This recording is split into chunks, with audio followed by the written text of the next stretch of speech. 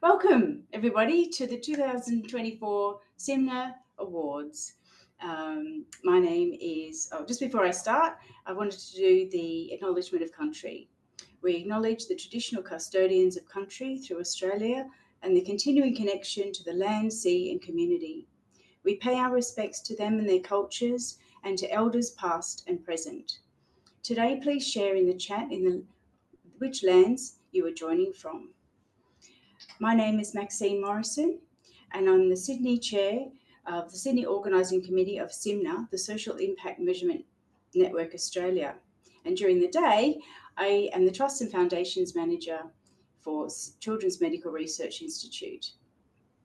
A little bit about SIMNA. Our vision is to achieve the best possible outcomes for all Australians, our communities, our environment, through the consideration of social impact measurement in decision-making by all organisations. Our purpose, SIMNA exists to rapidly connect the ideas, people and resources that will drive positive social and environmental impact into the core of organisations and decisions. I'd just like to give a brief outline of the running of today, and then I'll introduce Laura Glynn as the Executive Officer who has some tips on how to get the most out of today's session. So first up, we have a video address from the Australian Government Minister, the Honourable Dr Andrew Leigh. This will be followed by an interactive panel discussion with SIMNA Co-Chair Simon Faivel, Jess Dart, Adele Stowe-Lindner and Poppy Wise. Then right in the middle, we'll have a nice comfort break, and then we'll get on with the presentation of the 2024 SIMNA Awards. This is our 10th year. We have to celebrate that. And that will be led by SIMNA board member and Victoria Organising Committee Chair, Elliott, including video pictures from last year's finalists. I would like to now introduce Laura as SIMNA's Executive Officer to run through some tips to get the most out of today's ceremony.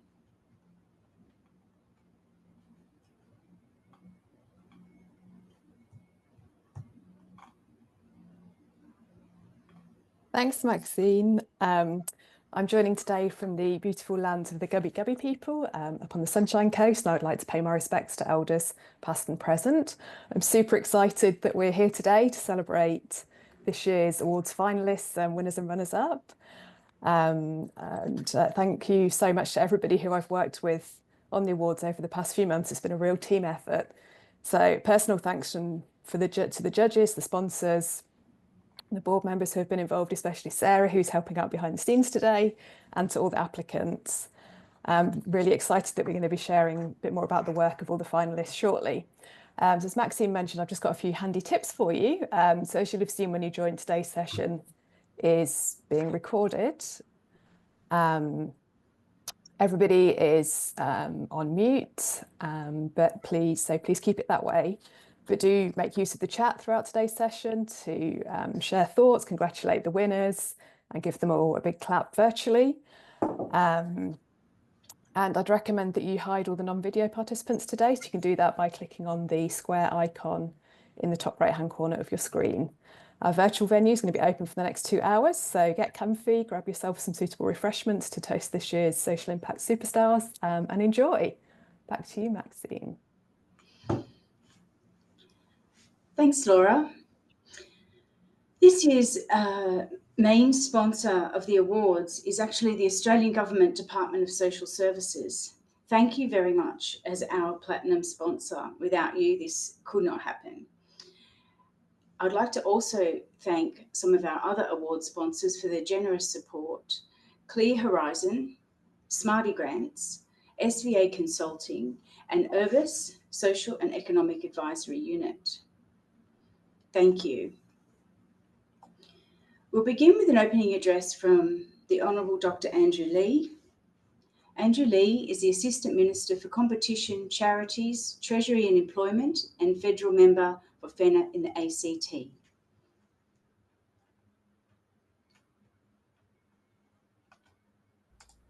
G'day, my name's Andrew Leigh, the Assistant Minister for Competition, Charities, Treasury and Employment. I'm recording this video for you on Ngunnawal land. Daranuna, Daranunawal, Yungu, Nalamanyan, Dunimanyan, Ngunnawal Wari, Darawari, Dindi, Wangaralin Jinyin. I acknowledge too all First Nations people present and recognise the vital work that social impact organisations do to help close the gap. Thank you for inviting me back to celebrate the 10th Annual Social Impact Measurement Network Australia Awards. Through the Department of Social Services, the Australian Government is again proud to sponsor this event.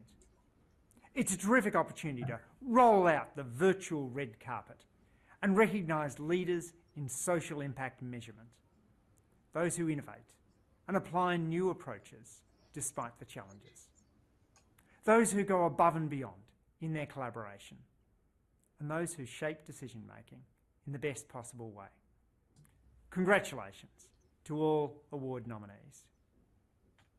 Social impact measurement is a bit like a giant dot-to-dot puzzle. The more dots we have, and the more people we have connecting those dots, the better picture we have about what works and what doesn't. When it comes to social impact and achieving outcomes for people experiencing disadvantage, the Australian Government continues to focus on outcomes, partnerships and innovation. Since I spoke to you last, credit to the Minister for Social Services, Amanda Rishworth, we're closing in on major milestones in 6 areas. First, last month, Minister Rishworth and Assistant Minister Elliott announced the first projects under the Healthy Mate Trial and Evaluation, or Healthy Mate program. It's a primary prevention initiative that aims to influence and change attitudes and behaviours in school-aged boys that may lead to gender-based violence. Under this program, the Albanese government's investing $3.5 million to support 3 innovative projects, promoting and encouraging healthy perceptions of masculinity among school-aged boys. Each of the projects will receive around $1 million in funding to trial activities. That'll begin in early 2025 and run through to 2026. As Ministers Rishworth and Elliott have noted, through the delivery of positive educational workshops in schools, we can also evaluate and determine what approaches are effective in encouraging healthy expressions of masculinities among school-aged boys. Trial activities will be delivered by 3 organisations, which will take place alongside an independent evaluation to collect information on the trial activities to build the evidence base. For example, the Man Cave will deliver the Empowering Boys to Become Great Men project, based on the Man Cave's curriculum. The curriculum involves delivery of in-person facilitated workshops to build the emotional resilience of young men and boys and their ability to reflect on how their actions impact others. The curriculum will be updated to align with new research and delivered in schools. The Man Cave plans to trial and evaluate the program using quasi-experimental trials in approximately 10 schools across Victoria and New South Wales. Around 100 schools will be involved in approximately 246 programs. Comparison data will also be collected from 10 schools. The evidence on what works to engage young men in healthy masculinities is emerging. Without strong evidence about prevention programs that are effective, there is the risk of not being able to ensure that funding provided will achieve the desired outcomes. Establishing the evidence base through this grant is an important first step to underpin potential further activities. Second, we've strengthened the National Wellbeing Framework since I spoke to you last. The Australian Bureau of Statistics delivered the first Measuring What Matters dashboard update in August. Moving that dashboard to the Australian Bureau of Statistics means we can better track our wellbeing progress alongside other critical indicators like GDP, employment and wages. It means we can also take advantage of the Australian Bureau of Statistics' expertise and infrastructure. As well as the dashboard updates, the government will release a Measuring What Matters statement every 3 years. That statement will examine how Australia is tracking over time, where we're doing well and where we need to improve. Third, we're expanding the Australian Bureau of Statistics General Social Survey. That survey will be run annually and provide a bigger, more detailed and vibrant picture of well-being. More frequent and increased data collection and larger sample size is a major step in supporting social impact networks and in enhancing our ability to evaluate social value. The first data tranche from the expanded General Social Survey will be available in 2026. Fourth, we're drawing stronger connections through the Australian Centre for Evaluation. Earlier this year, I announced the Paul Ramsay Foundation was launching its Experimental Methods for Social Impact Open Grant Round.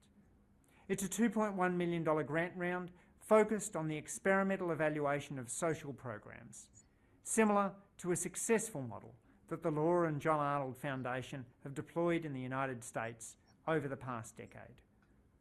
It's a significant boost for evaluation of social programs. Impact investing and evaluation go hand in hand. Without a rigorous impact evaluation, investors don't know if their investments are having their intended effects or if there's unintended consequences. I'm excited to see what we learn from these trials. And I'm pleased that the Australian Centre for Evaluation will help by connecting grant recipients with administrative data. Fifth, we want evaluation to be a mainstream skill across the public service. We've announced a new evaluation profession to really build evaluation expertise across the public service. This will improve capability across government in rigorous impact evaluation, including randomised trials. Sixth, and finally, the push towards good evidence goes beyond government. I recently spoke at a workshop at the University of Melbourne, co-organised by Philip Clark, Robin Milden and Peter Chung. The workshop brought together academics with a background in randomised trials, largely economists and health researchers, alongside charities and charitable foundations who are interested in using randomisation to determine what works. My hope is that over the coming decade, partnerships with Australian charities will see hundreds of randomised trials conducted, building the evidence base for what works and creating an impetus for more philanthropic giving as donors see the power of randomised trials to change lives for the better. Ultimately, more dots and more people to connect them means better social impact measurement and better services for Australians facing disadvantage. We need networks like yours to make it happen. Thank you again for your work, and all the best for the awards.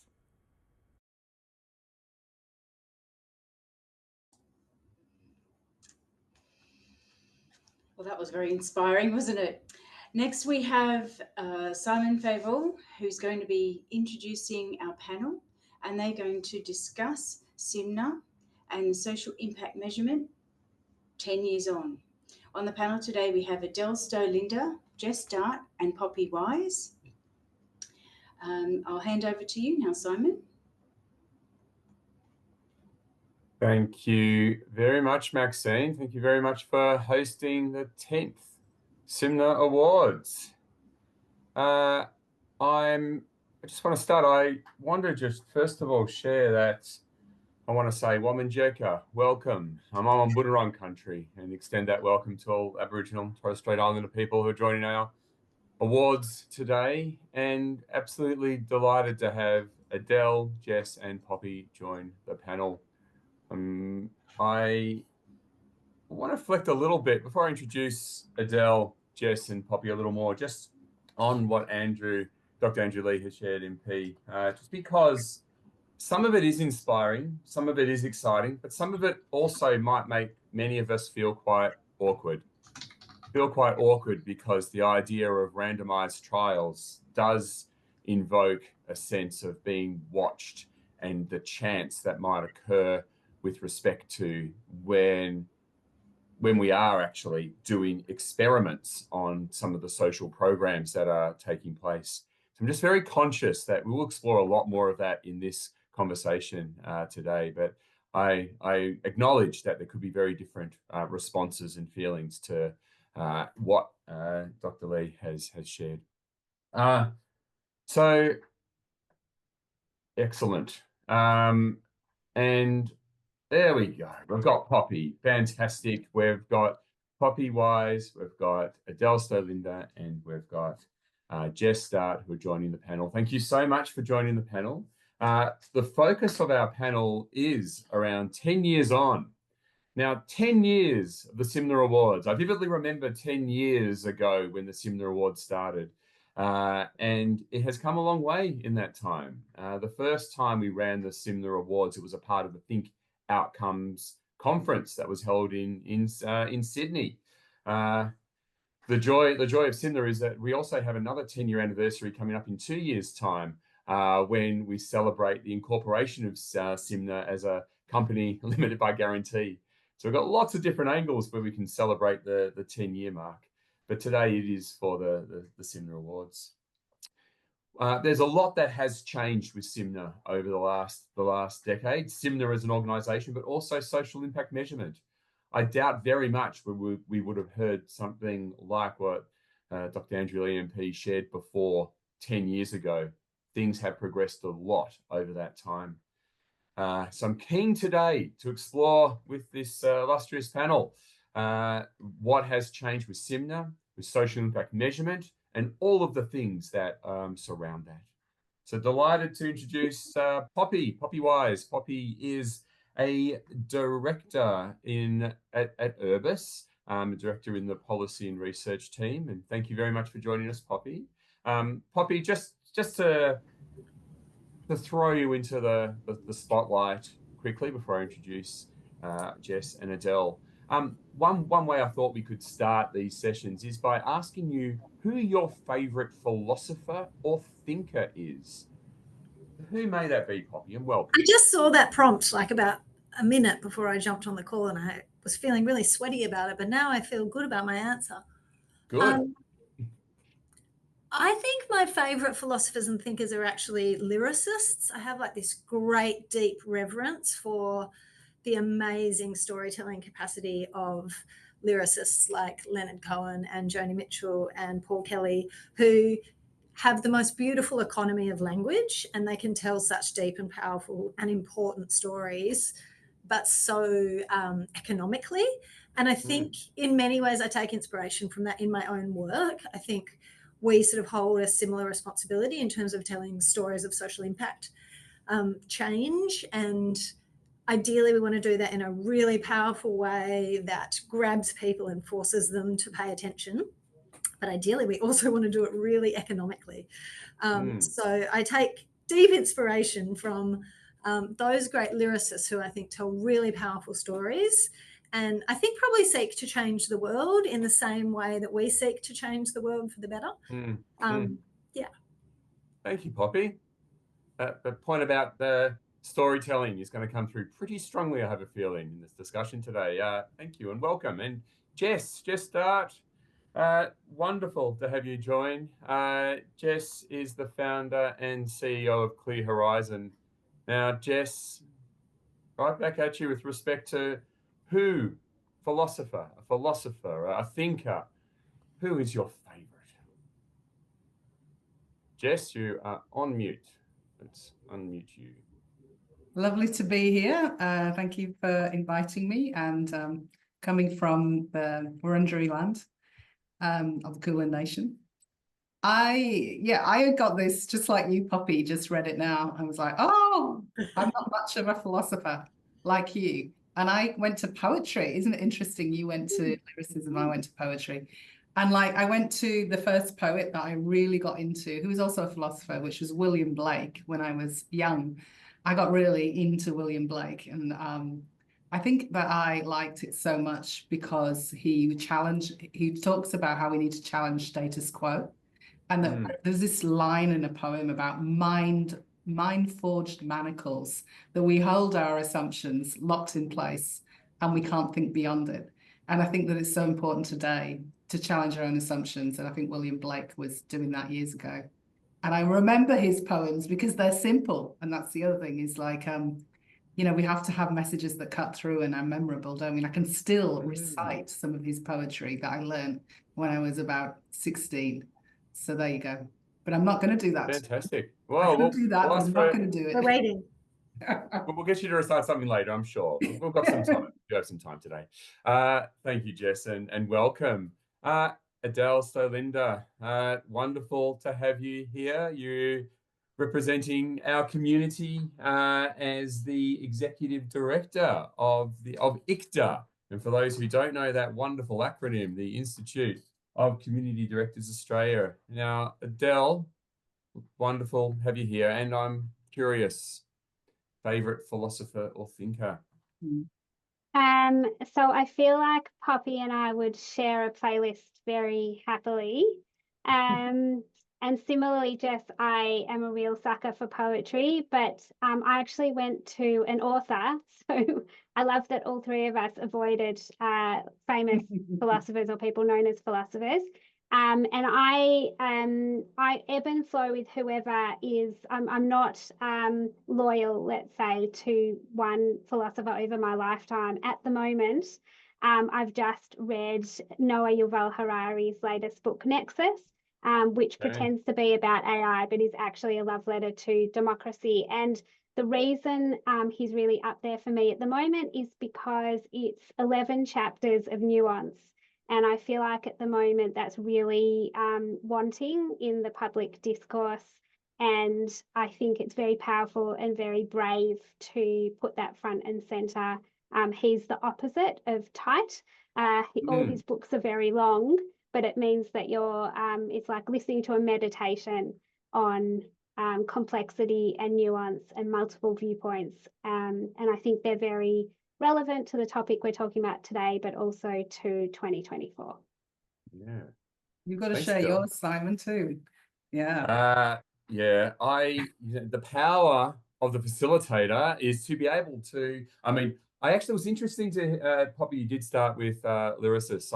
I'm also, particularly now, very much music shapes my life is the right way to say it. However, I think our playlists might be quite different. The music that I like and the lyrics that I like are from the realm of progressive metal. And so they're very rich and elegant. And I'm sure if I name some of the bands that I listen to, no one would probably have heard of them. But so it's the likes of Tool and Leprous and a few others for those who have a finer taste. But I do love the power of words that cut through, and with a few words you're able to distill so much, which, Adele, is in contrast to how you were describing that experience from Yuval Harari.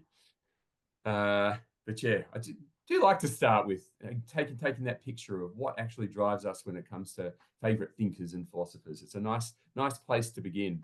Huge fan of Tool. Excellent.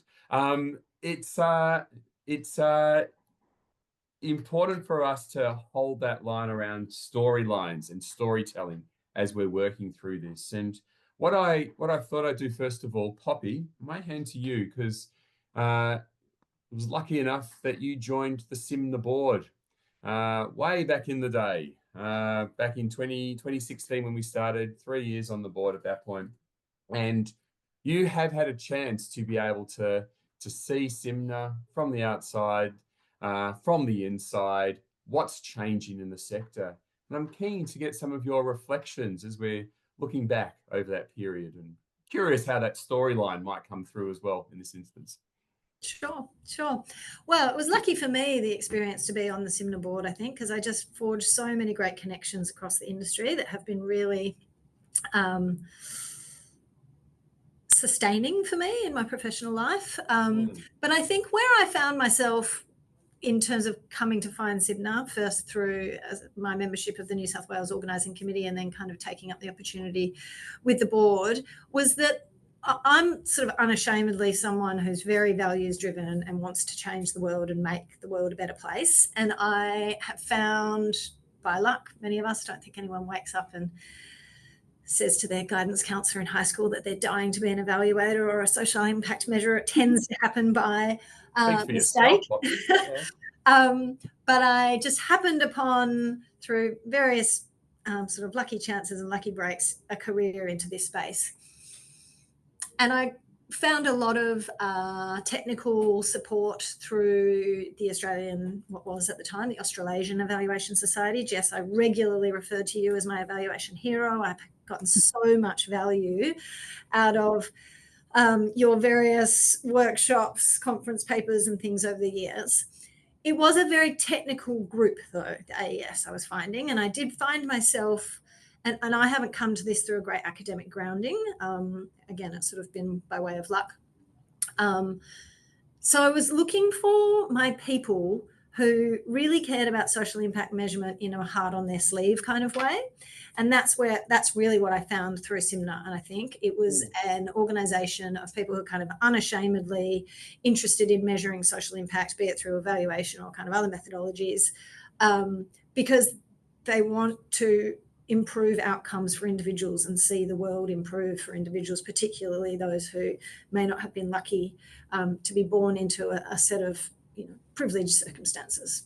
And I really found a common voice, I think, among people initially in the organising committee, and then through that wider membership of people who are attending events that were more values driven and more purpose driven and more vocal about the why of their work than I perhaps found through the Evaluation Society. Again, both played their role. And so then that sort of experience continued into the board experience, I think, where Simon, under your leadership, the board is a very values-driven function of this organisation more broadly, and I felt at home, and I felt as though there was a real commitment to doing really high-quality work that was evidence-based and that was going to genuinely shift the dial in a way that felt worth the effort, but done in a kind of unashamedly purpose-led way. And I felt, again, within the organising committee, and then probably even to a greater extent within that network at the board, I'd found my people in that regard. And it felt like a space where, those minds are sort of coming together to think about how can we kind of push these ripples out into the wider sector of practitioners.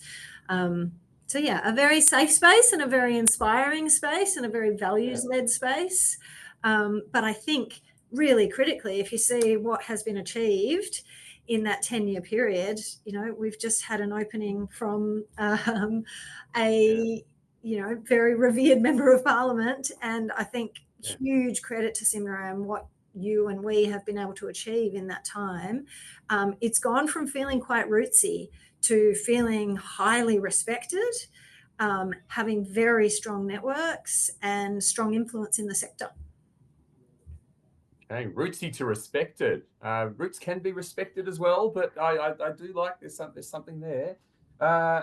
And yeah, Jess, I just want to get your perspective because you have been involved in, I'm going to say, the sector, noting that people involved in SIMNA come from all different sorts of sectors. So that identity is a bit strange from all different places. Your role, though, in being able to shape, as Poppy alluded to, the evaluation space and all the tentacles that extend from there, is very, very well renowned. And love your view on social impact measurement per se and how you see things at the moment.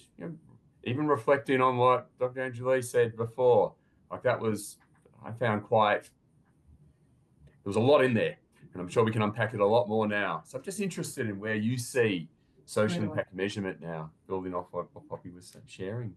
Yeah, it's great to hear from you, Poppy, and also to think about the roots, really, a bit like, so I did do a PhD in evaluation, 2000, finished in 2000. God, that's a long time ago, isn't it? So that's 24 years ago. And I was always Clear Horizon always sort of did evaluations, but we also did what we call M&E or MEL, which is sort of closer to impact measurement, I think. So I guess seeing the journey, and I just pick up on your point, Poppy, about evaluation is a bit more academic, isn't it? And I do think that social impact measurement has always been a bit more practical, and it's what organisations use and people use to apply. And so that's why I'm so keen to be involved in SIMNA, because it's practical and it's relevant to organisations, and it's even more maybe relevant today than it even was back then. So I think the practicality and the relevance is what draws people to SIMNA. I mean, I like to be in both. I'm a fellow of AES and I've been on the board, so I've been involved in that for years. And now we're members of the SIMNA network, and it's a real privilege to be here. So we see both as really key. But I guess really want to support organisations to do practical work to see where they're making a difference and to course correct. And I guess that links to what I've seen change is the sector has changed in the sense that we've seen a few key shifts, I would say. We've seen the rise of impact organisations and new roles like Chief Impact Officer, you know, things like that. And this striving to sort of like, it's not enough just to do the work anymore, is it? It's not enough to run services, not-for-profits who are maybe not you know, paid to do service delivery are going, but what about our impact? What about our impact, you know? Are we making any difference? And I think there's a broad societal wide feeling that like we're not doing so well as a planet right now. We've got some big challenges ahead of us and we all need to step up. And so there's this feeling of like, it's our time is now. We have to address some of this stuff. We've got to find out whether we're making a difference. It's not enough just to get people do the services or get bums, you know, bums on seats. We have to see whether we're making a difference. So the level of importance has grown, don't you think? And the relevance of what we do is critical to where the world is today. So I think what I've seen is we're getting more attention, getting more, and evaluations on the rise. I think both AES and SIMNA are increasing their membership. So while there are many sectors that are declining, they're, you know, we're not declining, we're growing. How about that? So this growing, expanding, professionalizing, coming to be the whole organization has to have impact measurement frameworks. And with that, there's digital, you know, there's dashboards and aggregation of metrics and trying to learn. I think the next thing that's been coming up is it's, okay, we want to be impact organizations, but it's not just to tell people what we've done, is it? Because we want to make more of it. We want more impact. We want to make a difference. Therefore, to get to that, we have to learn and adapt. So this need to learn, which comes to the second thing that I see, there's the rise of the impact organisation. So it's elevating social impact measurement to the organisational level. And how many of those have you seen in the awards recently? Quite a lot. And I'm sure there'll be a lot this year too. But the other thing that I see is that the problems are getting more complex. I think we might have done the easy stuff, you know.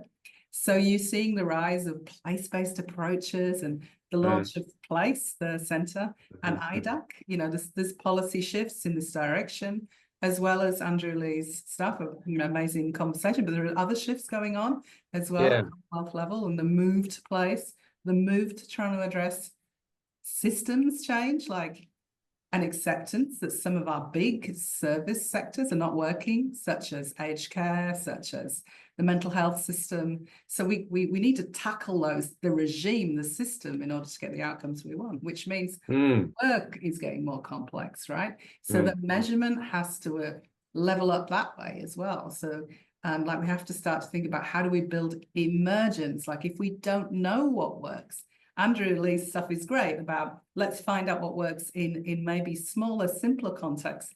But we've got other things to worry about. We've got challenges where we do not know the answers, where we're not ready for a quasi-experimental trial. We're going to have to learn and test and like try things. And learning becomes critical. Emergent methods to track what's happening, track unexpected outcomes becomes really big. So that's, and then layered on top of that, the final one, AI. Okay, it's changing everything, right? AI is changing our ability to process massive amounts of data quickly. Finally, qualitative data. We're beginning to see the beginning of being able to use AI, which is just going to... So if we think the sector's changed, just you watch what's going to happen in the next few years. There you go. That's a few things to dive into. In fact, many. There's one thread, though, that I will pick up on because, Adele, you are a self-proclaimed... You're not tech. You don't know the technical stuff, or you probably do, but you're not willing to say so. But there's this dance that came through in what Jess was describing. So we've got the lyrics, we've got the dancing, but we've got the dance between the simplicity and the complexity. And Poppy also mentioned like this, it's the why within this community around in SIMNA.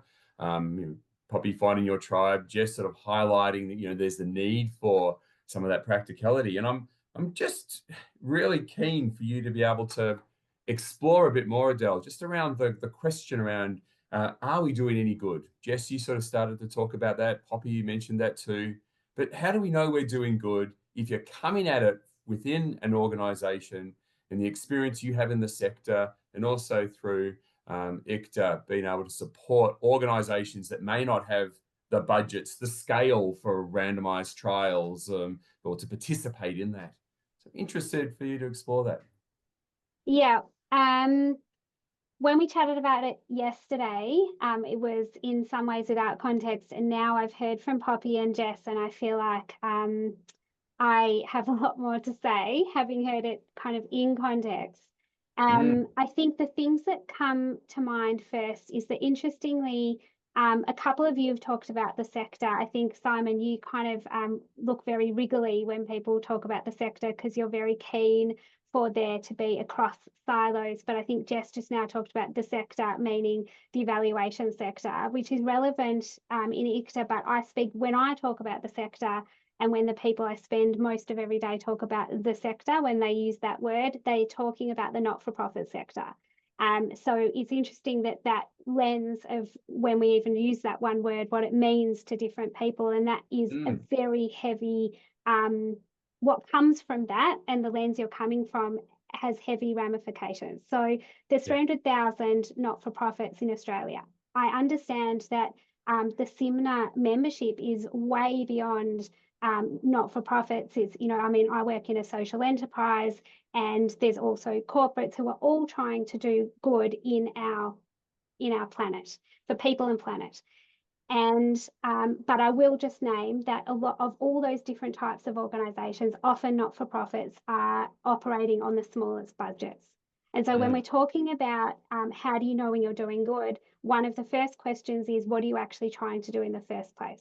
And when we talk about system change, there can't be an assumption that everyone is going to work in the morning and setting up their organisation for the sake of system change, because there are a lot of people who go to work and wake up in the morning for the sake of the one individual in front of them who is suffering right now.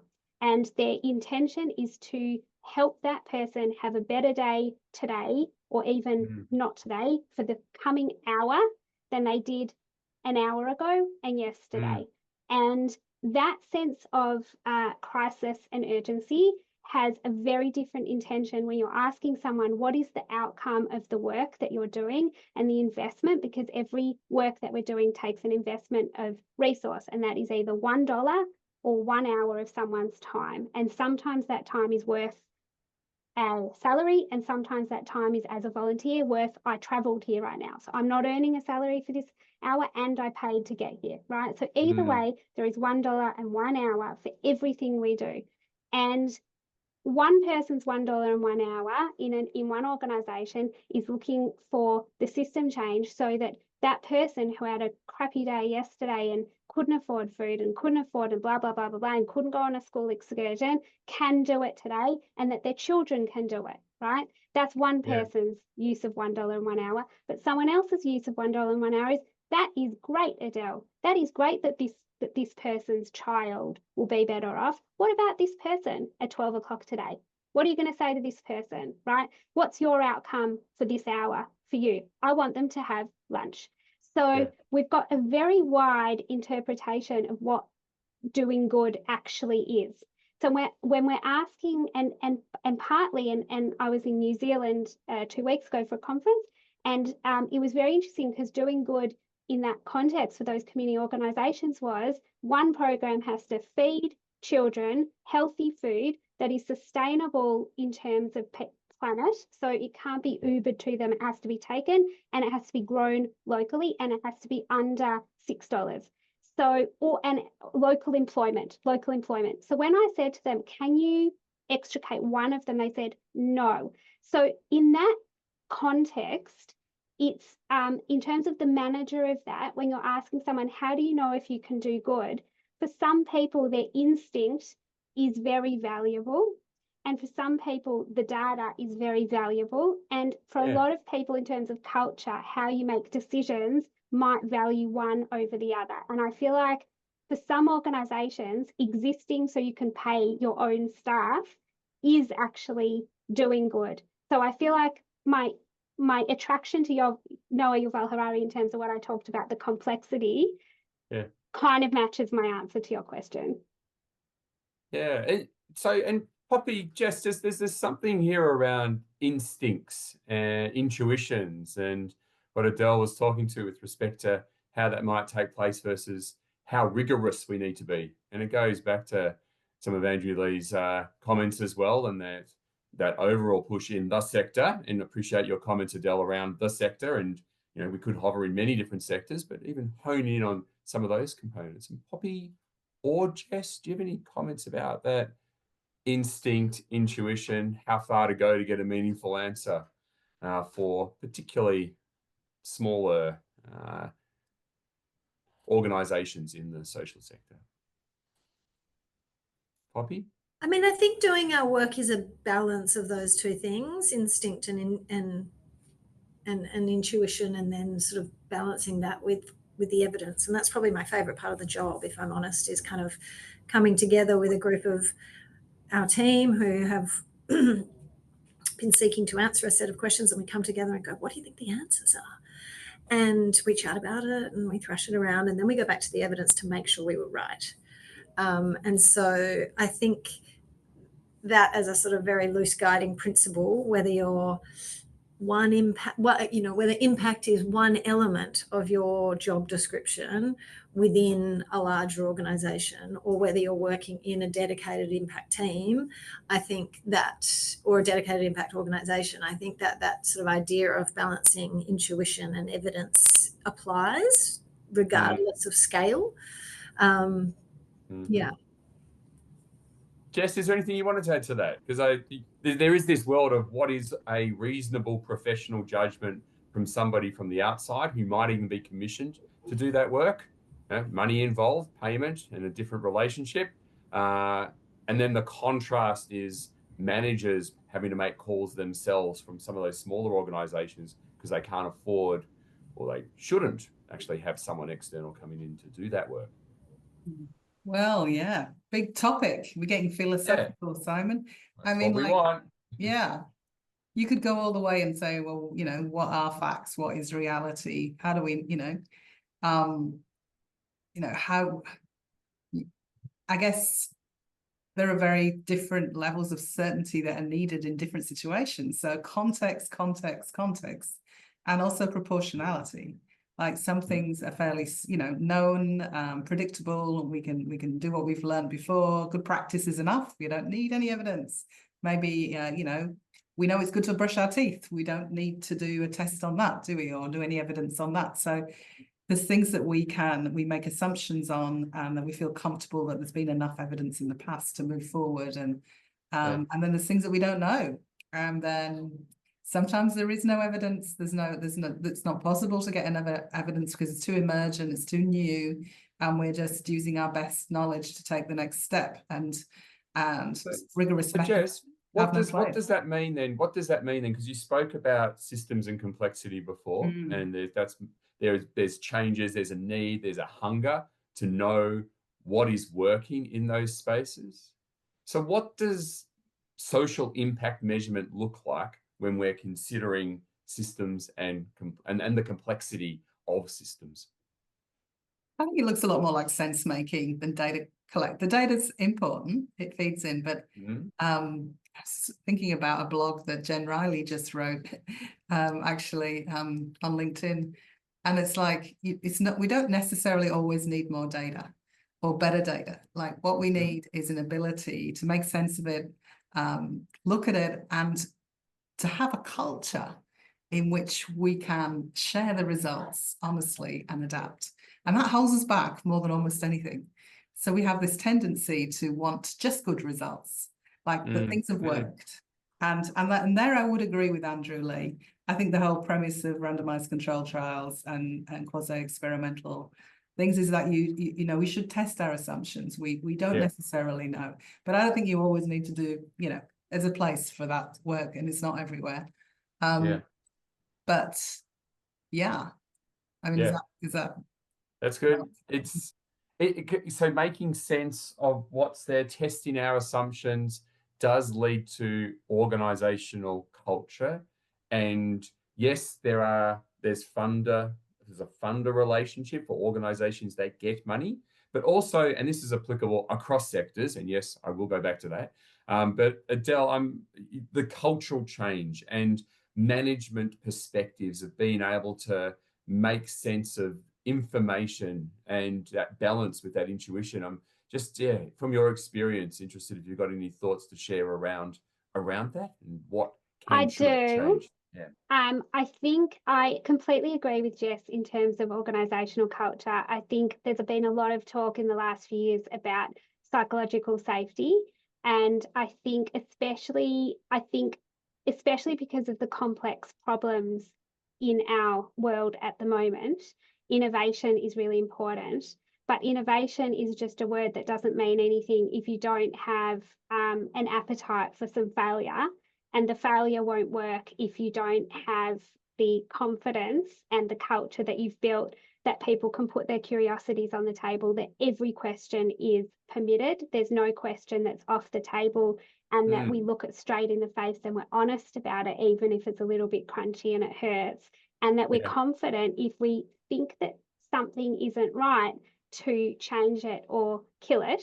And I think every type of organisation in every sector can do with that right now. I think part of that is, contrary to what I just said before, managers working out what they're actually wanting and how they're going to know if it's good. So what information they're going to ask and understanding the information they're gathering.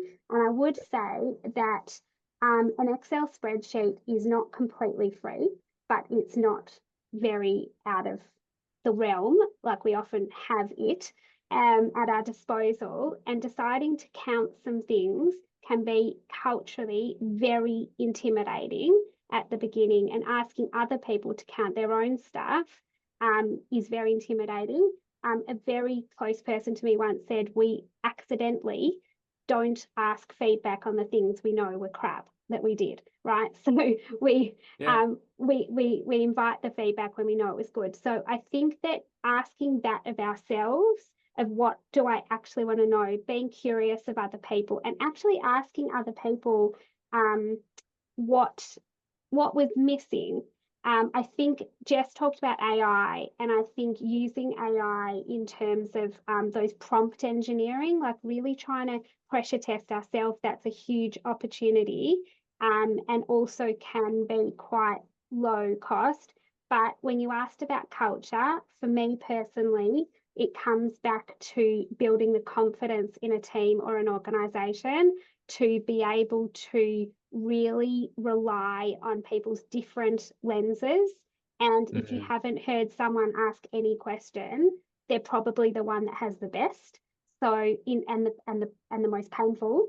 And so culturally asking them, what do you think about this? And actually saying, I would like to know if you can see any potential problems.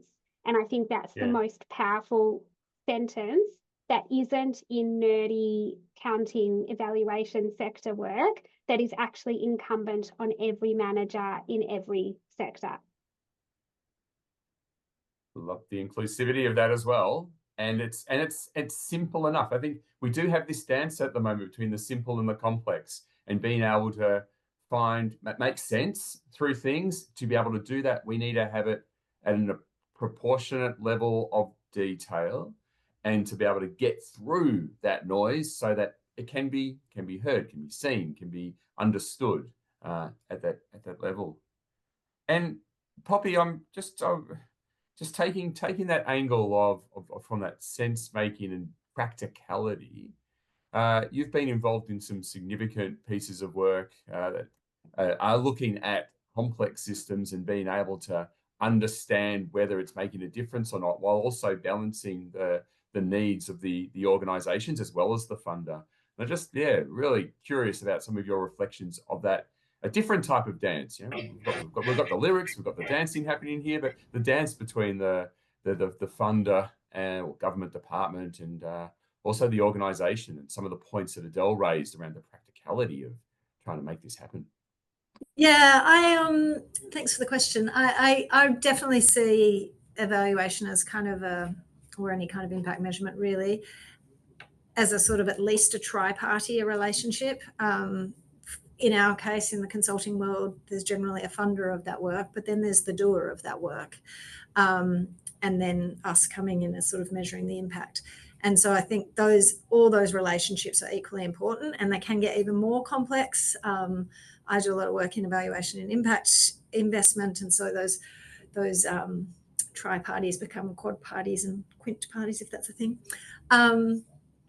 Anyway, it's very important in my experience not to have a hierarchy of relationships, but really to try and invest in those relationships up front, so you kind of strike good collaborative settings with not only client as funder, but service delivery organisations. So you're really building that trust factor very heavily up front, trying to, sweep away any sense of evaluator as auditor. This is really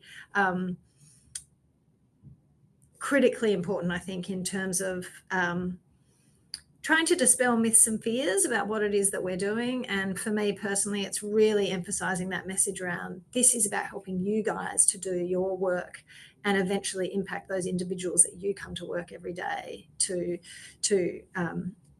serve, and helping people connect the dots. So yeah, that's where I sort of really see those at least tri-party relationships, that you've got to really be building that trust up front and helping your frontline worker understand how spending time with me, evaluator, is going to help them do a better job tomorrow and improve the outcomes for the individuals that they're working with tomorrow. And if I've failed to draw those connections, then I think I've failed. Hey, yeah, that's well, it's interesting. I never knew where this conversation would go, right? Because we opened it up, we had a few prompts. We have delved quite deeply into the how things are working, a lot to do with now, and that's sort of tending towards a bit into the future. And Poppy, some of the things you were sharing, it's some of the work does take a number of years, first of all, and so the dynamics that you were describing of things that will transpire over time and taking shape, and it's dynamic. What I'd like to do is, because we are somehow, I don't know how, but we're nearing the end of the time we have. I feel like we're obviously just getting going. But Jess, first of all, I want to throw to you for some final comments. Now, it's not so much a let's bring this all together. It's much more looking ahead. What do you see? You pointed to some of it in your opening remarks as well around some of the trends, but is there something you want to bring together from this conversation, sort of looking ahead for social impact measurement across the sector or sectors? Yeah, one area that we haven't touched on that I think is emerging and will grow is it's been the rise of the impact organisation, but I think what's coming next is this rise of thinking about how we show up. When you get really, really complex systems, when you start to work on harder things, in a way, you have to go back to simpler premises, because things, your logic models get out of control, right? Too many, and so many partners and so many things to think about, that what I'm finding and what I'm hearing is the need to get simple again. And one of those simplicities is to actually also measure your ways of working, or a set of principles that you all agree to. And that can be about, taking a learning approach. So it can build into changing cultures of how we show up. It can be about power shifting. And we were also talking about decolonization and working in different ways, and being more inclusive and being more aware of power. So it's like, how do we show up and think about power? And so I think the time is coming that we need to think about how we're all showing up. Everybody in the sector, not-for-profits, government, philanthropy, evaluators, like how do we show up? And I think I'm seeing the beginning of people actually beginning to measure that as well as the impact. So this new piece is like, it's and the sustainable development goals everybody's talked about, now they have the inner development goals. So this idea that we are actors in the system, we have agency ourselves, the way we show up and the way we interrelate with each other, like you said, Poppy, is also critical. And if we're going to work in more inclusive ways, it becomes really important. So I think a new frontier will be, principles focused social measurement, thinking about how we show up to complement the sort of more outcomes orientation. So it's almost like the journey is the process. So almost returning. So I think that will happen. And of course, AI. Yeah. Adele, there's lots there, Jess. Adele, any thoughts as we look into the future of all of this?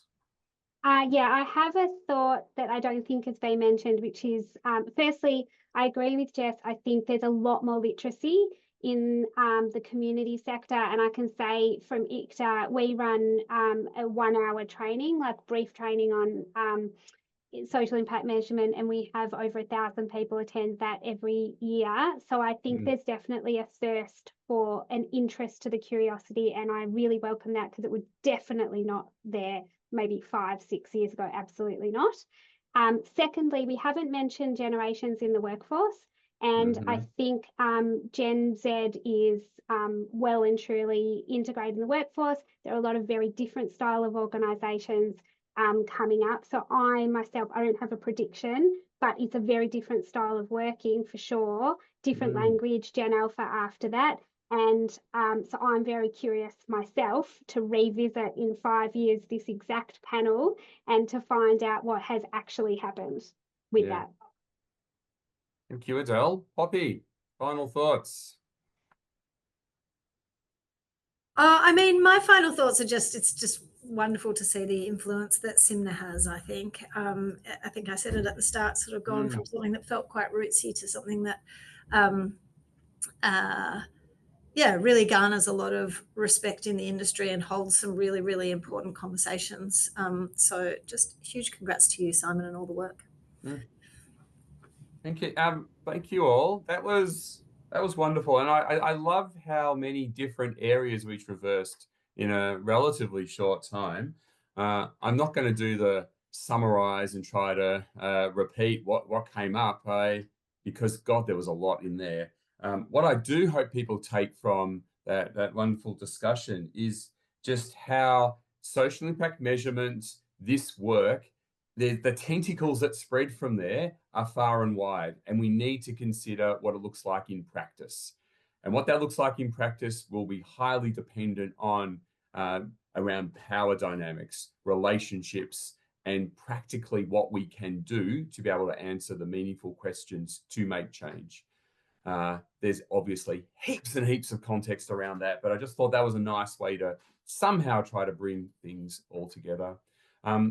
Please join me in thanking Poppy, Adele, and Jess for this wonderful panel, and of course representing all of your organisations who are partners of SIMNA and integral to how this movement can continue to grow. So thank you all, and Maxine, back to you.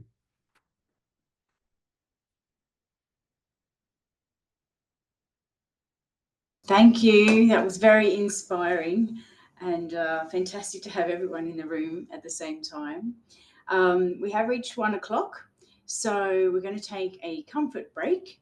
So please come back in about 5 minutes and we'll continue. Elliott will be taking you through the awards and the presentation of all of the winners of all the categories, including some videos of the finalists. We will see you soon.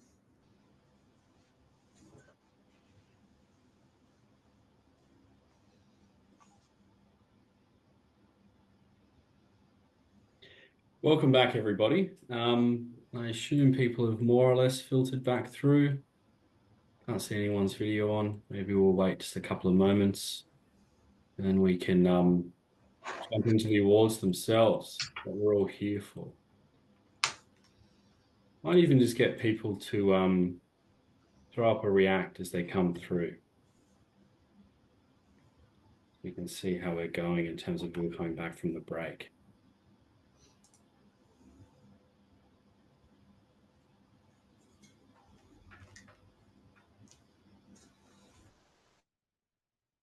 Awesome. All right, we might just start. So welcome back. What a great first part of the awards today. And thanks everyone for all their contributions. My name is Elliott. I'm a board member with SIMNA, and I also sit on the Victorian Organising Committee. During my day job, what I'm also involved in is strategic evaluation at the National Disability Insurance Agency, where I'm an assistant director. And more importantly, on the weekends, love a good gin, a dive, and a hike. So any recommendations, please flick me a message. I'd like to acknowledge that I'm joining you from Wurundjeri land today, and pay my respects to elders past and present, and also pay my respects to the Kaurna people of the Adelaide Plains, and thank them for their hospitality where I grew up. So as you're probably aware, today we'll be presenting awards for 4 distinct categories: social impact measurement in funding, investment, and grant making; outstanding collaboration in social impact measurement; innovative design in social impact measurement; and excellence. Across the 4 categories that we're judging today, we saw 24 applications, all of which were expertly judged over 2 rounds of scoring.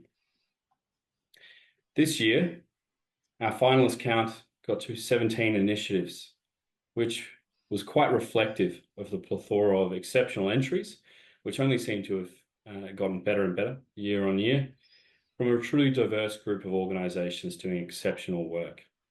So it definitely kept the judging panel on their toes. Therefore, naturally, we will have quite a number of finalists, and as it is the 10th annual awards, we wouldn't have it any other way. So what we might start with is social impact measurement in funding, investment, and grant making, with finalists including Extra Foundation, For Purpose Investment Partners, Foundation for Rural and Regional Renewal, and Lottery West. And it is my pleasure to introduce the Urbis presenter, Marita O'Toole, who's an Associate Director, Economic and Social Advisory at Urbis, and will announce this year's runner-up and winner after the show reel. So let's take a look at the finalists. I'm Jeremy Moppy, the Grants and Impact Manager from Extra Foundation. Extra is a philanthropic charity focused on financial well-being in Australia.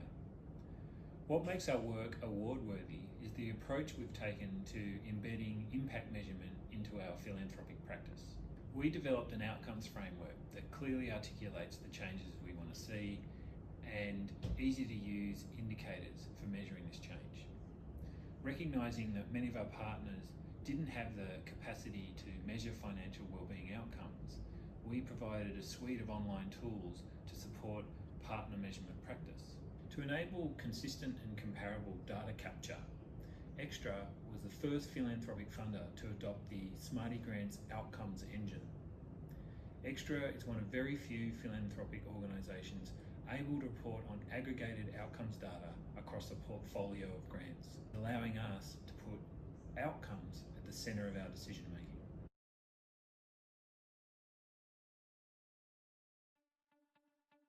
Hi, I'm Michael Trail. I'm a co-founder and executive director of For Purpose Investment Partners. We're a non-profit fund manager. We believe that if you combine business disciplines for social purpose, you can make a real difference. We're delighted to be a finalist in the SIMNA Awards. Our belief and our focus with all of our venture partners is that if we focus on specific areas of impact measurement, we can make a real difference, not just to the quality of services that are being delivered, but that there's a virtuous cycle between doing that well and driving ethical, long-dated financial rewards for our investors. We care about quality, we care about inclusion, we want to make a difference to families, and we also focus on advocacy. Our belief is that we need to influence government policy and funding in the right way. A big part of our approach is to work extremely closely with the management and the senior leadership teams of all of our portfolio partners. And that's a belief grounded in what we know to be true, that if there's a culture of embedding that measurement and focus on quality, on inclusion and on advocacy, we can make a real difference, not just to the lives of thousands of Australians in the areas that we're focused on, but drive long-dated, appropriate financial returns.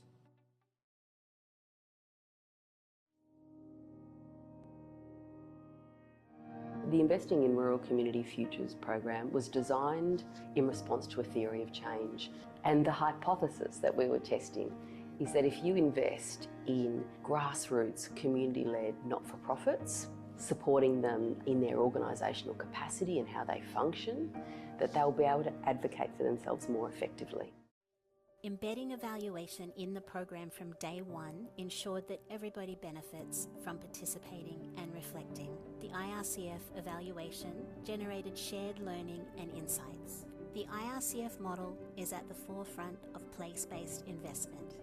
We now understand why and how IRCF's unique model of local facilitation, responsive granting and action research really empowers local not-for-profits to roadmap, collaborate and advocate for their community's future. Our evaluation showed significant impact, with a true sign of success in the 76 projects activated, and a model now being replicated in other regions. Join us in making a lasting difference. Learn more at frrr.org.au. At Lottery West, we believe in the power of intentional outcomes-based grant making to drive meaningful social change in Western Australia. Guided by 5 key principles, our social impact approach ensures we're measuring and maximising the impact of every dollar invested in our communities. Our Community Impact Hub is a resource for impact measurement and capability building, where organisations can access tools, resources and templates to plan and measure their social change. This calendar year alone, 8,500 users have accessed the Hub. That's some serious impact planning being done. And 1,500 users have used the Impact Planner tools, with over 140 impact plans submitted with grants, demonstrating rapidly increasing outcomes literacy. Winning the SIMNA Award would validate our commitment to maximising impact for WA communities and inspire others in the grant-making sector to adopt an evidence-based, intentional approach.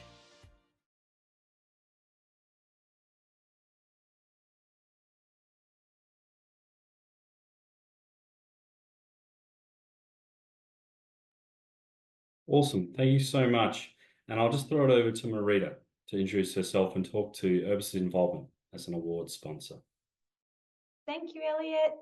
Good afternoon, everyone. My name is Marita O'Toole. I'm an Associate Director at Urbis, and I had the great privilege of being on the judging panel this year. At Urbis, we are really deeply passionate about social impact measurement, and it's a real honour to be sponsoring the funding, investment and grant making category this year. In our day-to-day work, we are often exploring new and innovative ways to measure how grant-level investments drive outcomes at a whole of program level, be it in health, social cohesion, education and more. And we are really committed to evidence-driven policy and hoping to shape communities for a more equitable and sustainable future. As Poppy mentioned earlier on the panel, that's exactly why we show up to work every day.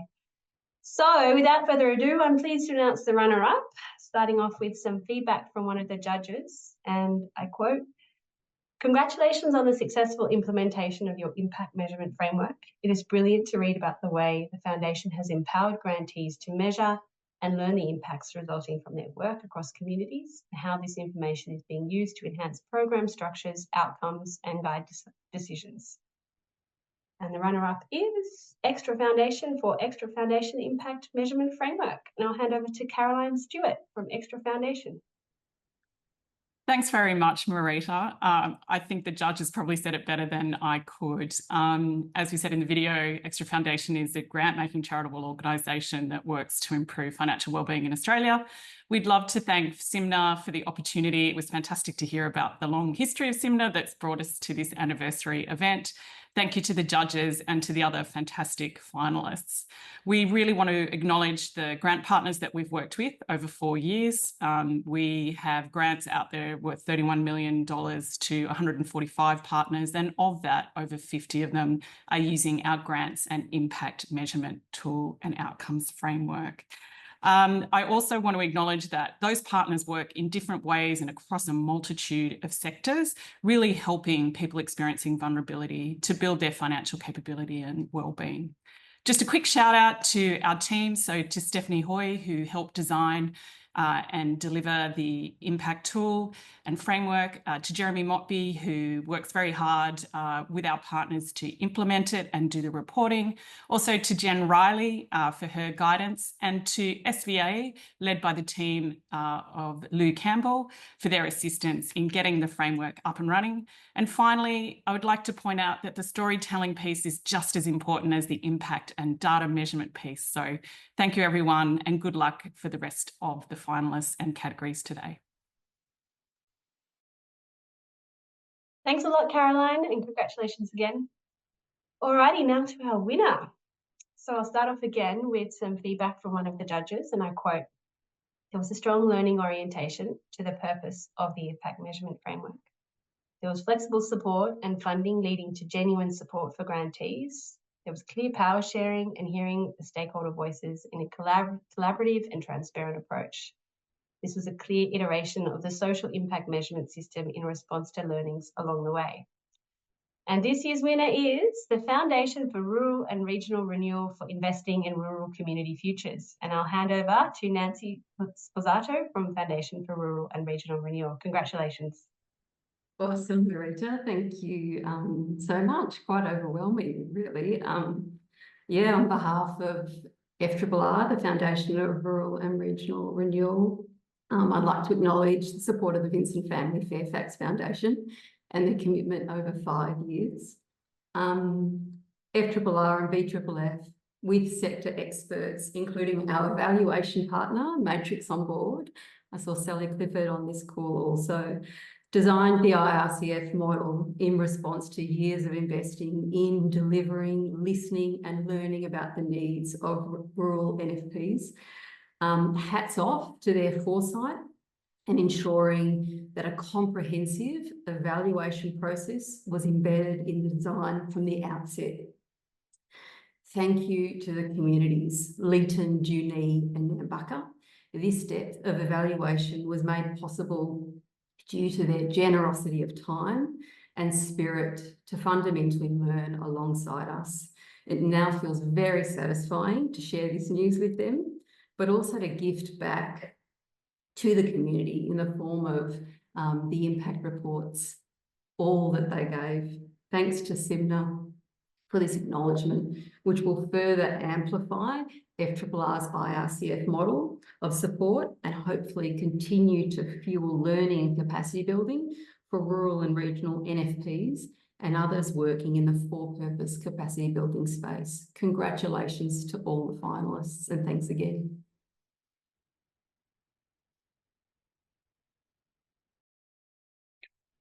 Awesome. Massive congratulations to both Extra Foundation and the Foundation for Rural and Regional Renewal.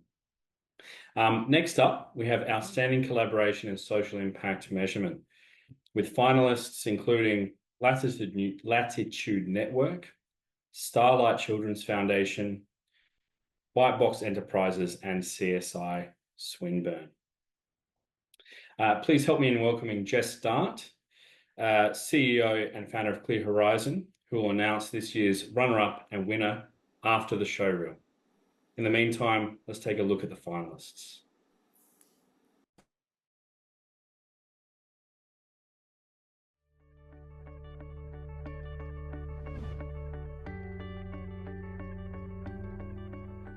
Hi, I'm Dale Renner from Latitude Network, a social impact consultancy. We're really thrilled to partner with Community Colleges Australia and 11 different colleges to transform how data is being used in the adult and community education space. Hi, I'm Kerry Johnson. I'm the CEO of ACE Community Colleges. This project is all about giving our sector the data we need to make a difference. But up until now, we've never really had a way of connecting all of that data with the stories and put it together in a meaningful way. And it's really inspiring to see how collaboration and shared insights can enhance the work of every college involved. And I'm so proud to have been involved in this project, and I can see the enormous potential now and moving forward. Hi, I'm Evelyn from Community Colleges Australia. This project is not just about data. It's about using collective intelligence to drive lasting change. The insights we gain help us to advocate for the sector, improve student outcomes, and to build a sense of shared purpose. This project shows the power of collaboration, and we believe it deserves this award for the impact it's already making. It's not every day that you get to combine serious health checks for children with cake. But the Starlight Children's Foundation, alongside with our invaluable partners in the Cherbourg Community Health Centre, the Southern Queensland Rural Health Team, and the Indigenous Health Unit at Western Sydney University, worked together to pilot a concept to reach children in remote Indigenous communities. The third birthday party concept was designed to support healthcare in the face of intergenerational trauma and systemic inequalities. By bringing the fun element of party and joy and community space to health checks, we brought the community into the health space and made it an easier and more appealing and culturally accessible way to do it.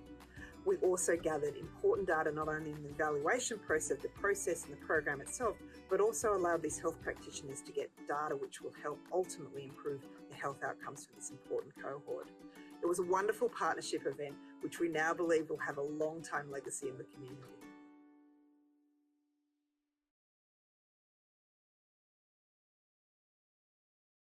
At Whitebox, we've got a bold mission to mainstream jobs-focused social enterprises in Australia.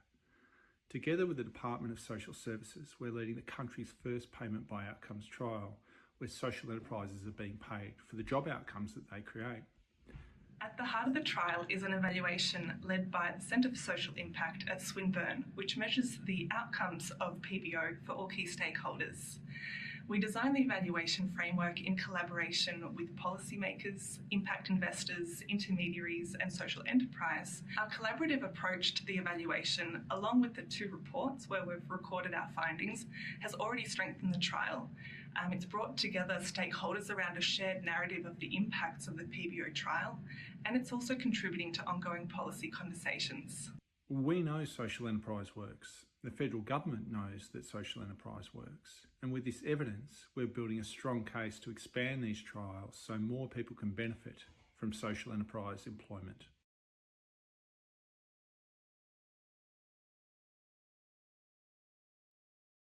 Awesome. And I'll throw over to Jess Dart to introduce herself, talk to Clear Horizons involvement, and for the winner and runner-up.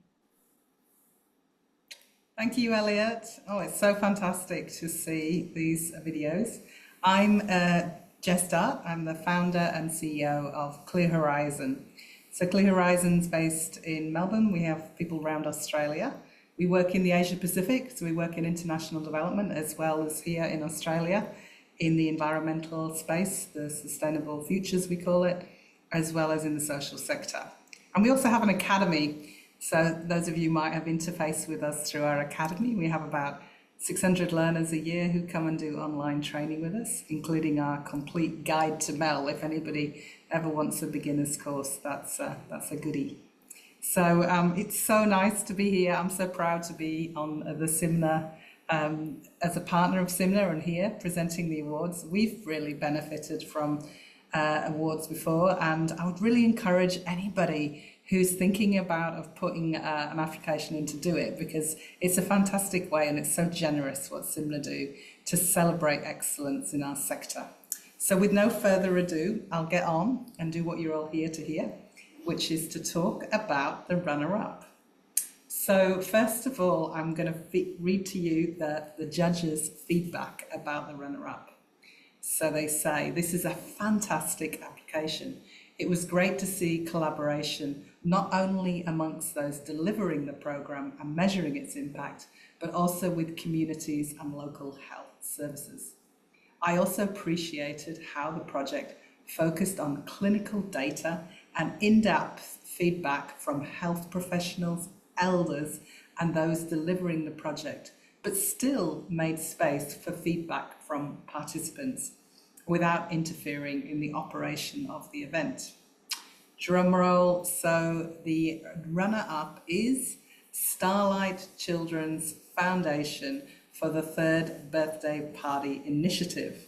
So I'm going to hand over to Claire Treadgold from Starlight Children's Foundation.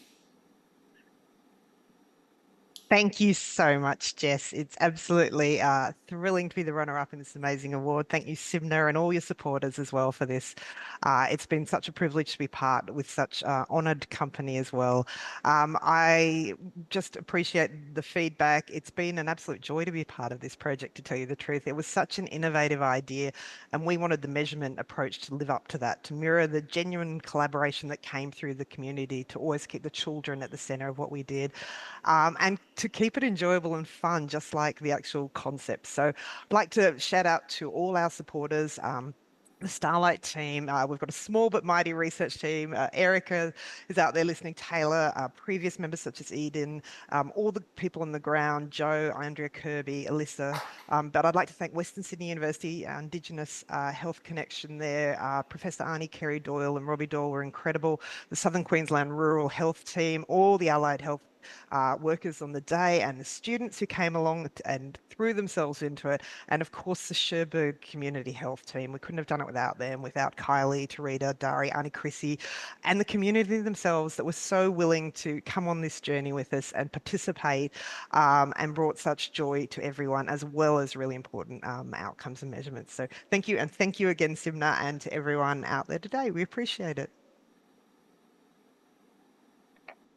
Fantastic. I love looking at people's faces when they win. It's worth it so much for these awards. Okay, I am going to present the winner. So the feedback about the winner's application is this. This is a great application, showing genuine engagement across a large group of collaborating stakeholders. The capacity building is a particularly strong element, building the ability of participating colleges to make data-driven decisions. The project has clearly invested in building genuine engagement across the sector for shared social impact measurement with a legacy of data infrastructure. And the winner is Latitude Network for ACE Data Collaboration. So I'm very delighted to hand over to Dale Renner. Do we have Dale? Hi, thanks, Jess. Yeah, that's it was a great project, and it's probably a year and a half of work for a lot of people to really trigger this whole process of getting people to work together. And as many people who work on collaborations realize, that the human side of getting people to walk together, to come together and agree on a similar way to measure outcomes across a whole sector, when you've got all sorts of different size organizations, can be really tricky. So there's a technical side to it, but very much a personal side to it. So we're really privileged to work with the peak body, Community Colleges Australia, and some important leaders early on, Teresa and Kerry from different colleges in the community colleges space, because often the community colleges don't get the visibility that the TAFEs and the university system does as well. And I think the way we see these data collaboration projects being really powerful is that they create a lot of what the panel speakers were talking about, a kind of an even playing field for many organizations to much more quickly share knowledge and expertise. So this dream of being able to share information more quickly at the service delivery level, at the ability to say, hey, this thing in this context, in this place, with these kinds of students or these kinds of people works really well. So getting down to the detail, rather than often we have these really broad strokes of what the social or the service model is, how do you get it to the detail and support that with data that everybody sees on the same page? So yeah, really excited, and hopefully this method of getting collaborations to really put data at the centre of how they work together becomes more common across the country. Massive congratulations to both Starlight Children's Foundation and Latitude Network. A lot of great work being done, and it's so nice to be able to highlight that. So next up, we have innovative design in social impact measurement, with finalists including For Purpose Evaluations and FAMS, Junction Australia, the Interplay Project, and the Salvation Army. Let's take a look at the finalists and the show reel.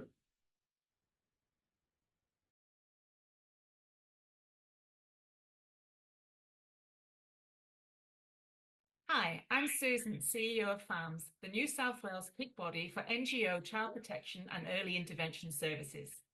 TEI providers collect vast amounts of compliance data, but often lack the resources to turn it into meaningful insights. There's a missed opportunity to leverage this data for learning and improving services. Together with FPE, we've launched the Amplify project to shift the focus from compliance to meaningful outcomes. Hi, I'm Eleanor, Managing Director of For Purpose Evaluations. At FPE, we empower organisations to measure and amplify their social impact. We're thrilled to have partnered with FAMS on an innovative project that's transforming how community organisations use their data. Hi, I'm Jenna, a project lead at FPE. The Amplify project empowers organisations with free tools to analyse their existing data.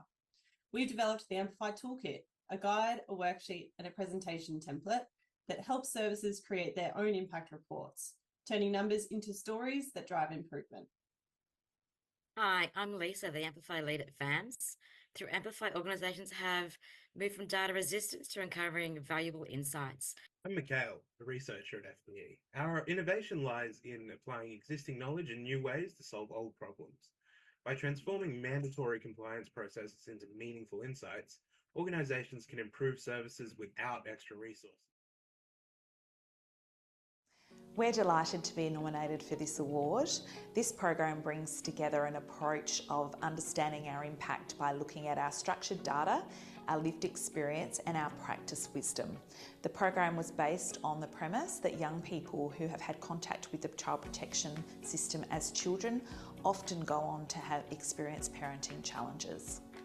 It's been wonderful to see the impact that this program has had on the young people that we work with. I believe that working alongside a peer support worker provides young parents with a real sense of hope about the change that can be possible in their lives. We are a completely co-designed program, which means we offer parents the opportunity to choose the topics that they would like delivered, meeting them at their point of need. This means we've seen measurable differences in young parents' well-being, sense of community, and also help-seeking behaviours. Thank you so much again for this nomination. It means so much to me and my team.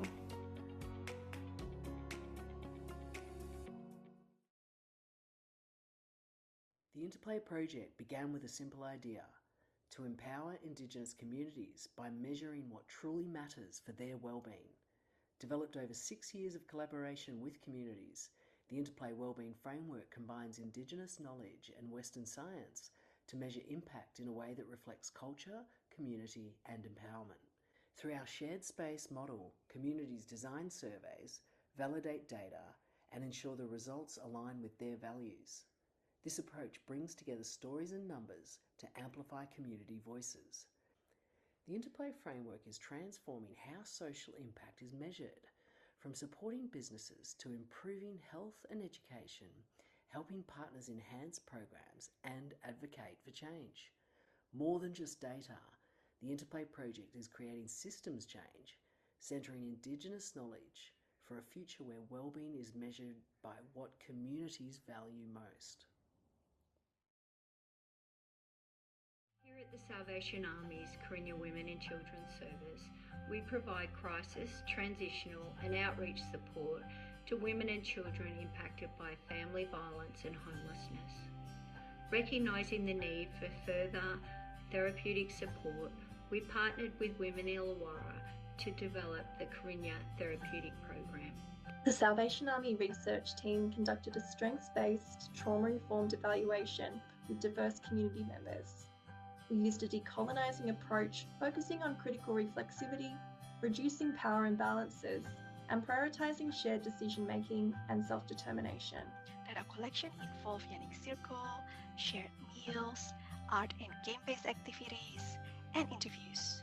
The evaluation revealed that the Karinya Therapeutic Intervention Program helped women and children to heal and to be heard, fostering emotional awareness and self-regulation.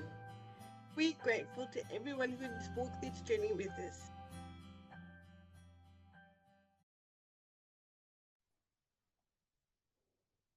Oh, quickly take myself off mute. Please join me in welcoming Simon Faivel from SVA Consulting, who will announce this year's runner-up and winner from the finalists, as well as introduce himself and SVA. Thank you, Elliott. And I mean, first of all, I want to share a little bit. I do wear many hats. Some of you may have seen me before, but SVA Consulting is very proud to be a part of the SIMNA partnerships and being able to support the awards. And it's exciting to be able to support once again the innovation in social impact management. When we think about innovation, we're thinking about how to do things differently so we can make things better. So it's really essential that we keep trying, seeing what works, seeing what doesn't work. For those who don't know, SVA Consulting, we do operate around the country. We've got almost 50 consultants now across Australia.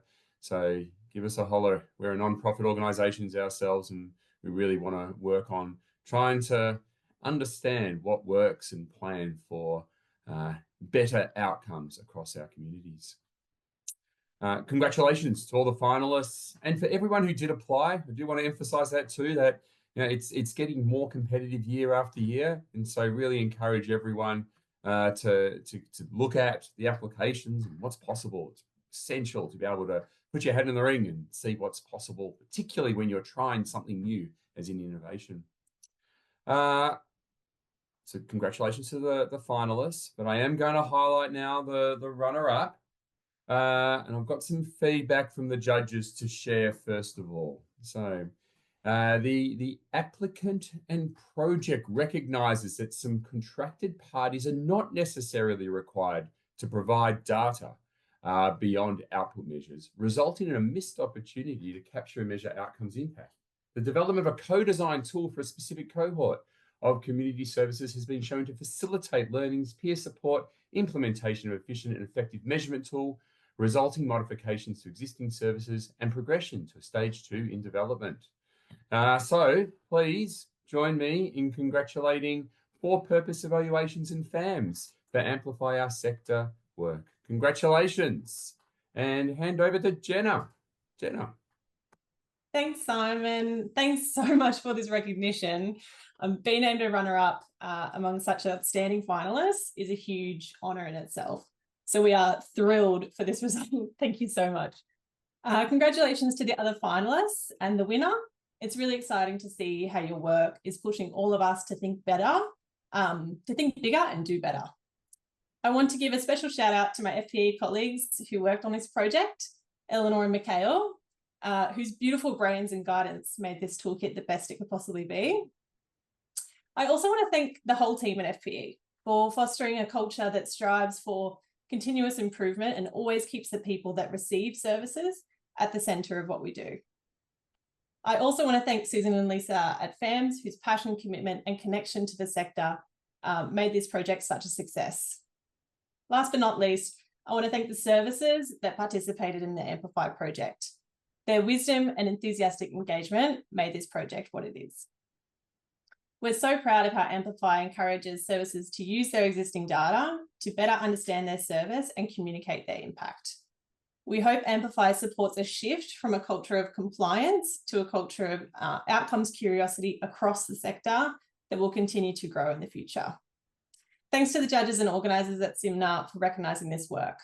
This recognition affirms the importance of what we're trying to achieve at FPE, and it motivates us to keep refining and expanding our approach to work towards our goal of ensuring everybody receives a service that works. Thank you. Amazing. Congrats again, Jenna, FPE and FAMS teams. Very, very exciting. Delighted to now move to the winner in the Innovation Awards. So again, I want to share some of the judges' feedback. The successful deployment of a transformative, trauma-informed and co-designed approach in designing this evaluation is highly commendable. The framework is innovative not only in concept, but also in its influence on the methods adopted. An innovative combination of approaches that effectively prioritize lived experience while maintaining methodological rigor.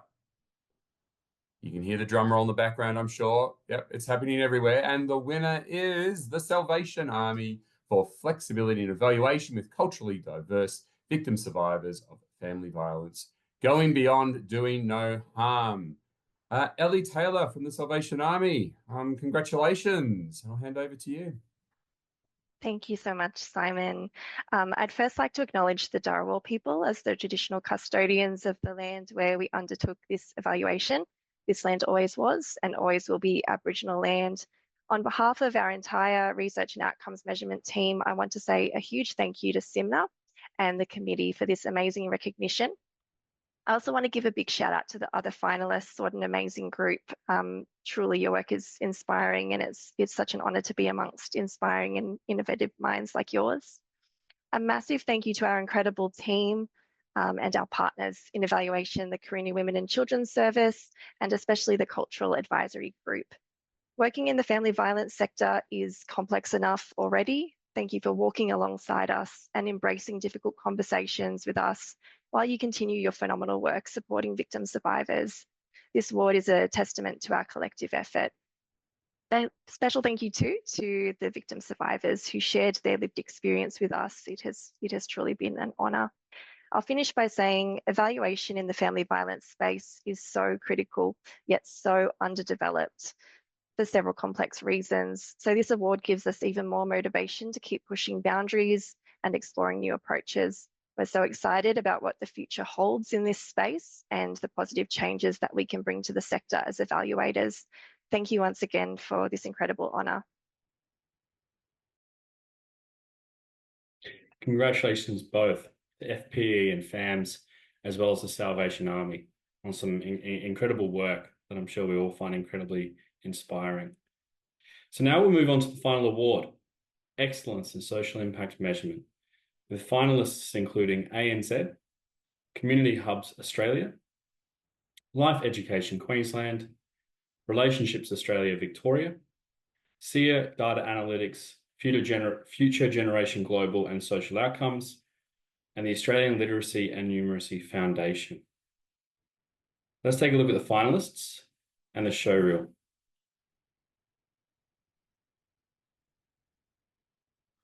I'm Dr. Emily Potter, and I'm a Senior Research Fellow at the Brotherhood of St Lawrence's Social Policy and Research Centre.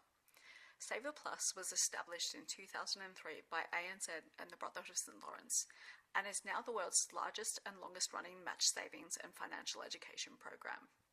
In October this year, we launched the Saver Plus 2024 Impact Report, conducted in partnership with ANZ, the Brotherhood of St Lawrence's Social Policy and Research Centre, and the University of Tasmania.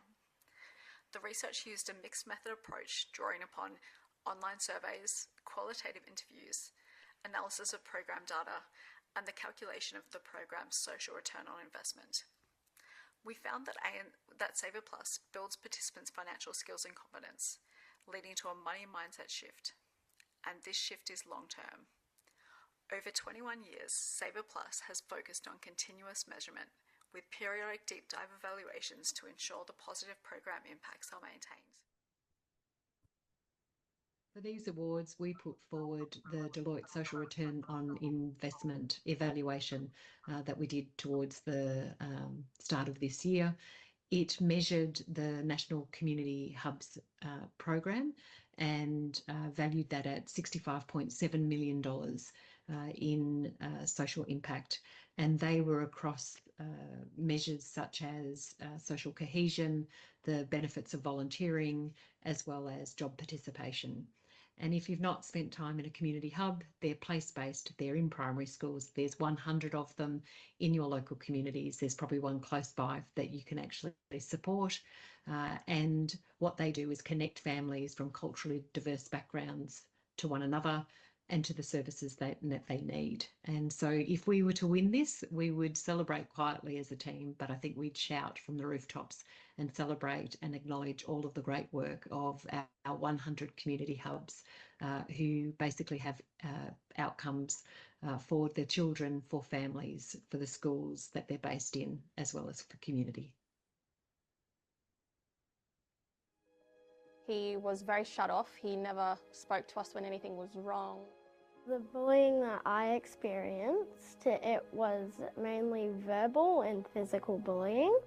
It's about empowering students to stand up to bullying, to be more confident, to report bullying, and it's about supporting parents and teachers to respond. I'm Deputy Principal here at Eagleby State School. The Stand Up for Respect program has had a huge impact with our students. We noticed a decrease in discriminatory language, a decrease in physical violence, and there's also been an increase of upstander behaviour. Since the program, he's actually got the confidence to be able to talk to us, talk to even his grandparents, his friends, and recognise what bullying is and how it makes him feel. Eagleby State School would 100% recommend Stand Up for Respect. It has enlightened our staff, our families, our community, and it has brought a real sense of change.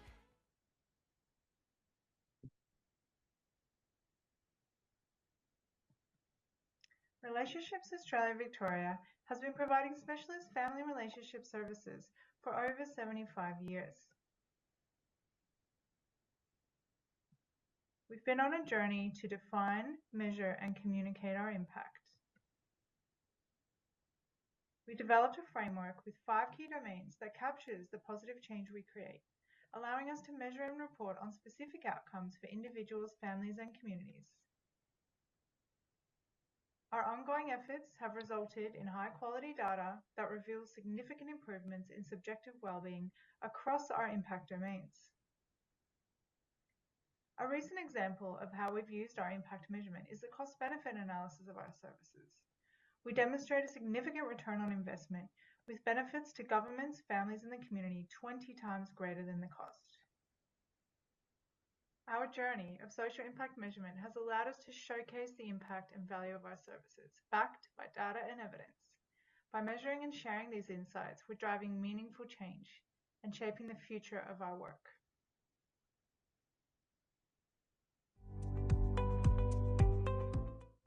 I'm proud to be presenting the work undertaken so far as part of an ambitious brief from FGG, who believe prevention is the next frontier for mental health and wellbeing. They are pursuing this through the creation of a portfolio of exceptional not-for-profit partners. Over time, the initiative will demonstrate the value of investing in wellbeing and prevention, a rare contribution that shows how Australians can come together to achieve real outcomes for young people. Measuring social impact is a challenging pursuit, particularly at a portfolio level, when a funder is trying to understand the combined impact of a range of partners whose work is complementary but different. It has been a joy to work with the partners, providing them with the tools and technical advice to enable the measurement of their short-term outcomes. Collectively, they reached over 5 million young Australians in 2023. Next year, we will commence measuring their medium-term outcomes. So watch this space. Hello from the Australian Literacy and Numeracy Foundation. Let me introduce you to the ELDI, the Early Language and Literacy Developmental Index, a world-first formative assessment tool for children aged 2 through to 8 years old. We want all children to thrive and take advantage of their opportunities. We want families and educators to have the information, the everyday strategies, and the confidence to know that they're making a positive impact for each and every child. That's why we developed the ELDI, a robust developmental scale that clearly expresses the child's learning journey, with fun, engaging tasks across all domains of early language and literacy development, with clear reports, trends, and recommendations. Our recipe for impact is quite simple: children growing, educators parents, caregivers empowered, and decision makers informed. An early start is the best start.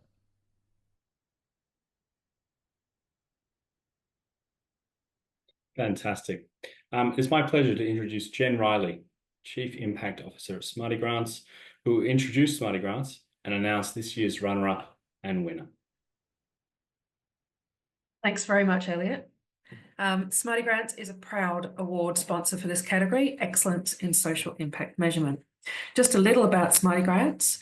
It is an initiative of our community and is Australia's and New Zealand's most loved grant management system. And we recently started working in the UK.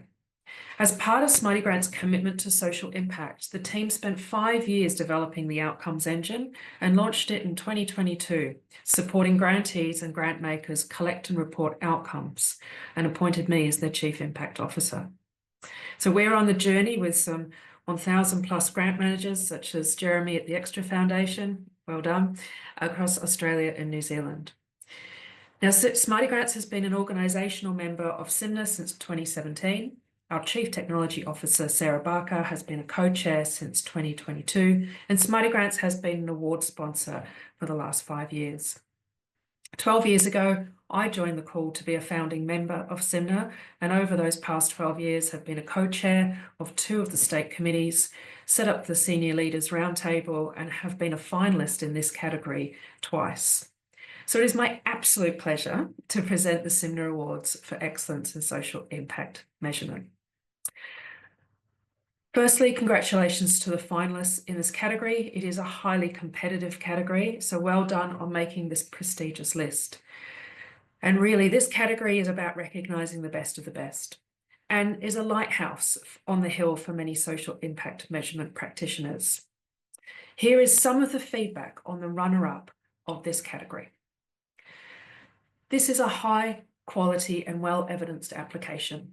Sustained commitment, investment and utilisation of outcomes speaks to the strength of the alignment and governance across partner organisations, as well as the robustness of the evidence established over 21 years. The application also demonstrates the value of continued measurement and adaptation for continuous improvement. The runner-up award for Excellence in Social Impact Measurement goes to ANZ for Saver Plus. I invite Emily Porter from Brotherhood of St Lawrence's Social Policy and Research Centre to say a few words. Thank you so much to SIMNA for this acknowledgement. So excited to be runner-up. I'm Dr Emily Porter, Senior Research Fellow at Brotherhood of St Lawrence, and together with my colleagues from the University of Tasmania, Professor Peter Fairbrother, Dr Mitali Panchal, and Dr Dina Bowman also from Brotherhood of St Lawrence, we had the absolute privilege of evaluating the impact Saver Plus has had on participants over the past 21 years. I learned so much from this piece of work. And our mixed method research design really allowed us to understand not just the benefits Saver Plus delivers to participants, but how the program has continued to deliver long-term shifts in financial confidence and resilience, and the way that the non-judgmental and community building financial education that it delivers creates these outcomes. And this finding really expanded our understanding of how this program builds financial capability. We're thrilled this research is runner-up in the Excellence in Social Impact Measurement Award, and I'd like to thank SIMNA for this honour, and also recognise the absolutely amazing and inspiring work of the other nominees.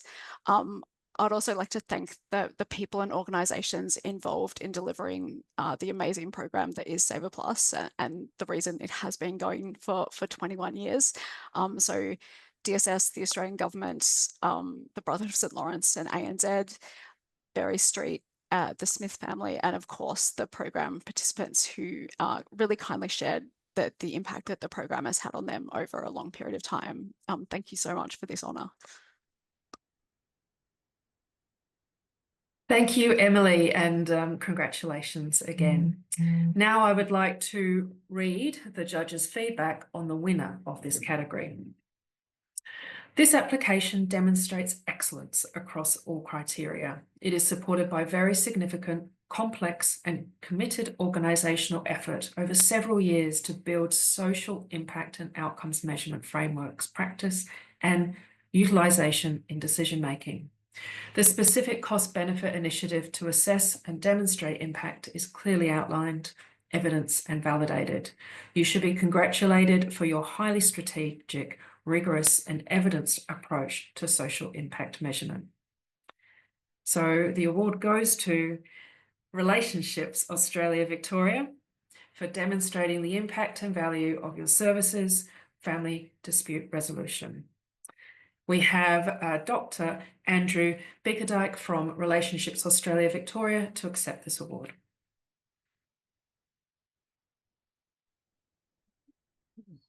Wow, that's amazing. Thanks very much, Jen, and thank you very much, SIMNA. What an honour to be accepting this reward amongst such an illustrious group of nominees there. We're an organisation that is largely a service delivery organisation. So as you might have seen in the video before, it's our 75th anniversary this year. So we've been around for a long time, and we provide services to 25,000 or more clients a year in Victoria. And like many other organisations that you've heard from today, our services are in high demand. And so we attempted to spend all our time just delivering services. So it's quite an achievement to step back and to actually analyse and observe the work you do. And so it's quite an achievement. I'd like to acknowledge the whole organisation who allowed that to happen. I'd like to acknowledge particularly Sandra Poku, who you heard from earlier. She's been driving this initiative. It's important because it shows what work we do, and it shows the impact of the work we do. But perhaps more importantly, it shows us how we can improve the work that we do, how we can have a better and a bigger impact as we learn what we can do. So I'm very very proud to be a recipient of this award. And I thank the clients and the staff who are key in delivering this outcome. So thank you very much. Congratulations to Brotherhood of St. Lawrence and ANZ, as well as Relationships Australia. I'd like to thank everyone for participating in this year's awards. And wow, what an amazing group of finalists this year. I feel like every year it gets better and better, and therefore harder and harder for the judging panel, who we have up on screen just here. And this judging process is quite time intensive. It involved this year 8 volunteer judges working in alternating pairs to encourage transparency and balanced application of the judging criteria. And we thank the judges for their time, expertise, and the feedback given to all who entered this year's awards. And please join me in thanking the judges on screen. SIMNA would not be possible without the participation of volunteers such as these, and we encourage everybody to get involved in events such as this, as well as those facilitated by your local organising committee. I'd also like to thank the sponsors, our wonderful partners, for their generous support. This includes the Department of Social Services, Clear Horizon, Smarty Grants, SVA Consulting, and Urbis's Social and Economic Advisory Unit. Without partners such as this, we would not be able to put on awards together, and we wouldn't be able to showcase what we've seen as the very best in Australian social impact measurement. So to wrap up, I'd like to thank everyone for joining us today, those who entered, and congratulations again to all the winners. We look forward to seeing all of you at an event in 2025.